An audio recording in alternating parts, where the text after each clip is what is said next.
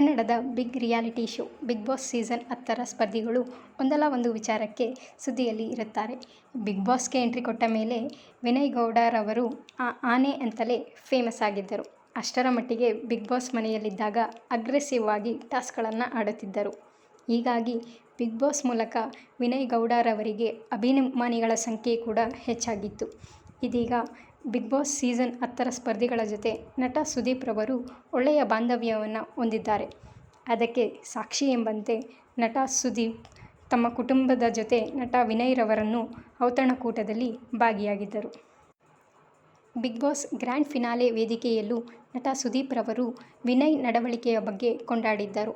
ಅಭಿಮಾನಿಗಳು ಕೂಡ ಸಾಮಾಜಿಕ ಜಾಲತಾಣದಲ್ಲಿ ನಿಮ್ಮಿಬ್ಬರನ್ನು ಒಟ್ಟಿಗೆ ನೋಡಲು ಬಯಸುತ್ತೇವೆ ಎಂದು ಹೇಳಿಕೊಂಡಿದ್ದರು. ಇದಕ್ಕೂ ಸುದೀಪ್ ಧನಾತ್ಮಕವಾಗಿ ಪ್ರತಿಕ್ರಿಯಿಸಿದ್ದಾರೆ. ಇದೀಗ ಕಿಚ್ಚ ಸುದೀಪ್ ನಟ ವಿನಯ್ ರವರನ್ನು ಮನೆಗೆ ಆಹ್ವಾನಿಸಿ ಒಟ್ಟಿಗೆ ಕಾಲ ಕಳೆದಿದ್ದಾರೆ.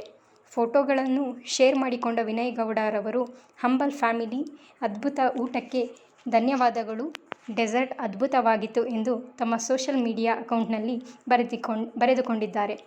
ಇದೇ ಫೋಟೋಗಳು ಸಾಮಾಜಿಕ ಜಾಲತಾಣದಲ್ಲಿ ವೈರಲ್ ಆಗ್ತಿವೆ.